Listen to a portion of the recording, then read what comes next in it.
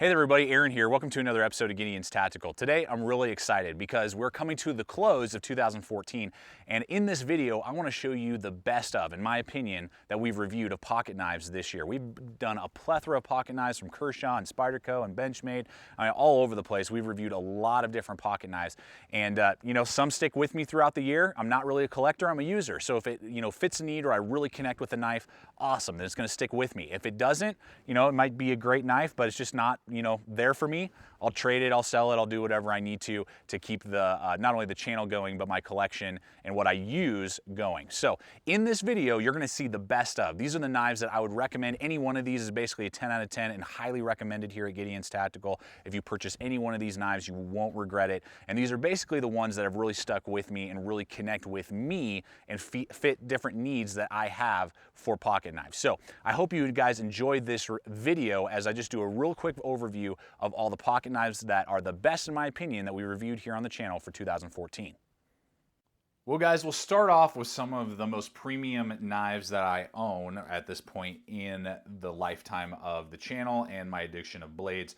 These two pocket knives are fantastic. These are the Benchmade Griptilian and the Benchmade Mini Griptilian. These are amazing blades. Now I have, for the full size, a special edition, only 1,000 made, that my buddy Brian purchased for me as a gift. It has G10 handle scales that have been blued and blacked, and then it's got flow-through construction with blue pins.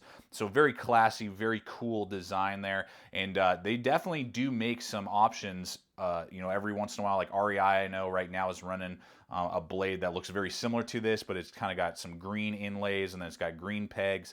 And that has S30V steel. This one has D2 tool steel. So, I mean, you can get a lot of cool kind of limited run Griptilians for not, a horrible amount of money. I think this one ran like 150 bucks for this blade right here. And then this one is the just simple model, drop point design as always. And this is the 154 CM mini grip, which is a great little EDC blade. This one's running more of a big hard use, tactical large EDC blade. But either one of those are fantastic. I love the Griptilians, and they're the easiest blade to really purchase and get yourself into buying and owning some Benchmades, because you can usually get them for right under $100. So either one of those guys has been fantastic. Great pocket knives, the Mini Griptilian and the Griptilian. All right, two knives that are a little bit easier on the pocketbook maybe than the Benchmades, but that I love carrying and love EDCing, is the SOG Mini Trident and the SOG Mini Aegis, both in the mini size, so they're 3 inches in blade length, and they're great for EDC use. These aren't really, in my opinion, tactical knives, either one of them, but they have really nice thin blades. The AUS 8 holds a great edge. SOG does a great job with their heat treat and cryo freezing that they do with their AUS 8. I love just the blade geometry, how the handles line up, and just how it feels in my hand, and at the price point. You can easily, if you just kind of surf around, be patient. I think I picked this one up on eBay for like 35 bucks, and then I think I got this one again either on sale or, whatever, between $35 and $40. And for that price point, you're getting some really good open assisted, in my opinion, for that price point, great quality blades. And between the two, I like the Trident even a little bit more, the Mini Trident. But both of these are some of my favorite EDC blades, and particularly, when I'm, a little bit more dressed up and I maybe don't need as, hard use a knife. Maybe, I'm going into a meeting or something like that and I'm wearing a suit. Either one of these knives are great because they're under 3 ounces also. So they are very lightweight, good quality, and have very deep ride pocket clips on both of them. So, no one's going to see them, and you're not going to feel it in your suit pocket, or your pants that you're wearing to the office or whatever. So those two great little EDC blades. All right, guys, out of my Spydercos, these are amazing. Always going to stay in the collection. I love these 3 knives, and some of the best Spydercos you could purchase, in my opinion. Obviously, the super classic Delica 4 and VG10 full flat grind, amazing, super lightweight, and for a very good quality Spyderco knife, you're going to be able to get it for just under 60 bucks, which is great for that price point and what you're getting, and just an awesome, awesome EDC blade, this Delica 4. Then the Manix 2, I liked it so much I bought it twice. I love the Manix 2. I purchased it first in the lightweight version with BD1 tool steel, and then I later upgraded to the G10 model with the S30V black on black. Both of these are great knives. This one's going to be pretty pricey though, at just over 100 and maybe 105, 110 bucks. This one you can easily find either with the blue handle or the black handle. in the end of 2014 when I'm doing this video for right around $75, and then about $40 more for this guy up here. Both of them are great. I love them both, and I'm not privy necessarily to either one. I would say if you're on a price point and you're on a budget, start out with the lightweight. It's a great blade, and then over time, if you like what you have in your lightweight, you can upgrade and get the the S30V model with the G10 handle scale. So these three blades are some of my favorite Spydercos, going nowhere, and I have upgraded my Manix to the S30V model because I loved my lightweight with the BD1 tool steel so much. As you guys can tell, Kershaw is the company that I have the most blades of, and there's a reason for that, guys. I mean, Kershaw as a company not only can produce some fantastic budget items, that you can get for right around 20 to 30 bucks, but they also can make some very good quality, medium, quality knives, and sometimes high quality depending on, your point of view, in the between $60 and $80 mark. So I mean, they make some very, very great, good quality blades, and all of these knives that you see here are fantastic. I love them and have no plans to get rid of them. I've doubled up on my Skyline. I had the original satin finish Skyline in Sandvik steel for a long time. Then I traded it to somebody for another blade, and then recently I just missed it so much I wanted to upgrade slightly and get the Damascus steel version. So got that blade, love that, love this Emerson, and a lot of those Emersons are some pretty sweet designs. I love this little Emerson 1K. Then we've done previously reviews on the Camber, 2 different videos on the Camber recently. That is a fantastic EDC knife. Love the Camber. Love, love, love that knife. Then you got the S30V Blur. I would always recommend, if you are really into the Blur design and you really want to get your hands on that, I would say the S30V model is definitely the way to go. Not only a better quality steel, but the tip is a lot thicker and stronger on the S30V model than on the Sandvik Blur. The Sandvik Blur is almost like fingernail thin and very easy for you to snap the tip off of. The Sandvik model versus the S30V will be a lot thicker tip. And then finally, the piston. The piston is a great knife, 3.5 inches, so it's pretty big, but again, you got that really good Sandvik steel, good strong tip, and US made.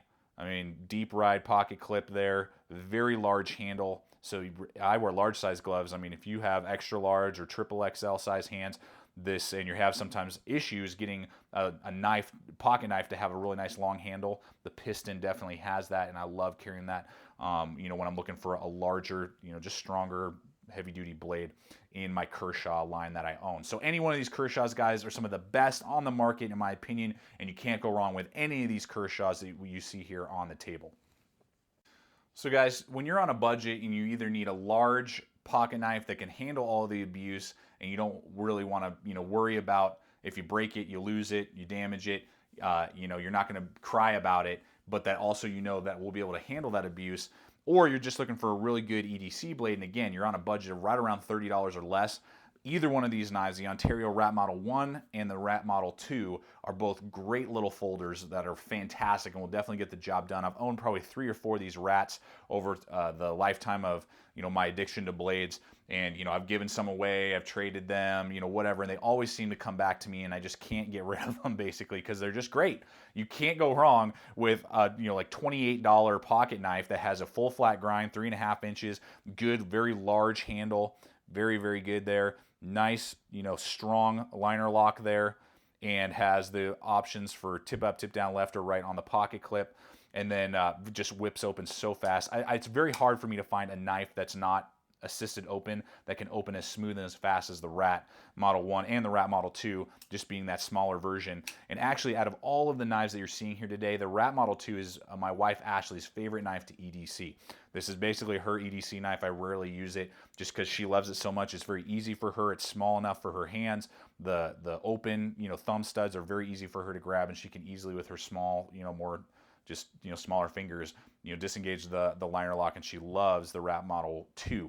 So either one of these guys, when you're on a budget, and we've reviewed the SE knives that are similar to this, and I always come back to the Rats over the SEs for some reason. I think it's mostly just the liner locks are a little bit easier to disengage than the frame locks on the SE models. So I would actually recommend, not that the SEs are bad, I love those knives, and it'd be great to get a collection of both the Rats and the SEs, but these are the ones that I would always recommend when it comes to those folders between the SE Avispa and the Zancudo. These Rat Model 1 and Rat Model 2, I just like a little bit better than those SEs for some reason. So these guys, when you're on a budget, regardless if you need a big blade or a little blade, they're the way to go. Well guys, as we come to the end of this video, this is the last knife I'm going to show you. Right now, this is the only knife I own from this company, the Cold Steel Mini Recon 1 with a clip point. The Mini Recon is an amazing little knife. Depending on the blade style, this clip point for some reason is always on sale. I can find it on a lot of different sites a lot of the time for like $35. That's what I paid for it on Amazon. eBay has it a lot of time for that. The drop point and Tanto for some reason seem to be pushing more around the $50 mark.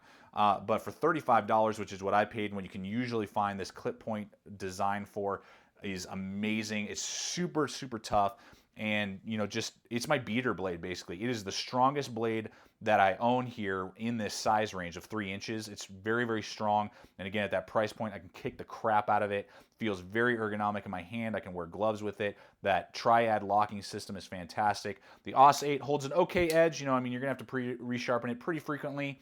I've found that between SOG and Cold Steel, I just feel like SOG's AUS 8 holds an edge a little bit better than Cold Steel's does. I'm sure a lot of Cold Steel fans are going to flip out and start commenting, but that's fine.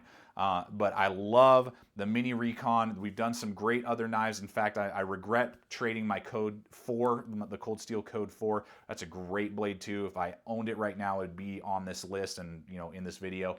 But I would recommend that. I traded it a while ago and I really regret it now. But as of right now, for the best of 2014, I would never get rid of the Mini Recon 1, and I've given it away as gifts, and I'm probably going to purchase 1 or 2 more to have in different, you know, kits and bug out bags, because it's such a reliable, durable blade at a great price.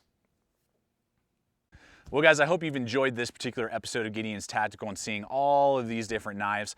And we have full field tests and reviews on all these knives that you've seen here. You can look in all of our different playlists on the Gideon's Tactical home page, and you can go to our playlist and find whatever knife you might be interested in if you want to hear more about it and see an in-depth review. But guys, these again are highly recommended. You cannot go wrong with any of the blades that I've shown you today, and I love these pocket knives that you've seen. So these are the best of 2014 pocket knives, and I really hope that it helps you guys with your purchasing decisions as you go into 2015.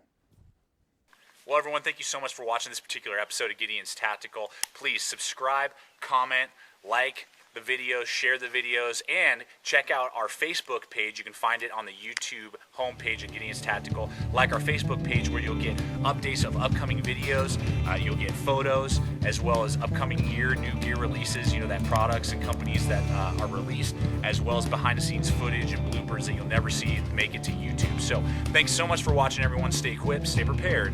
We'll see you out there.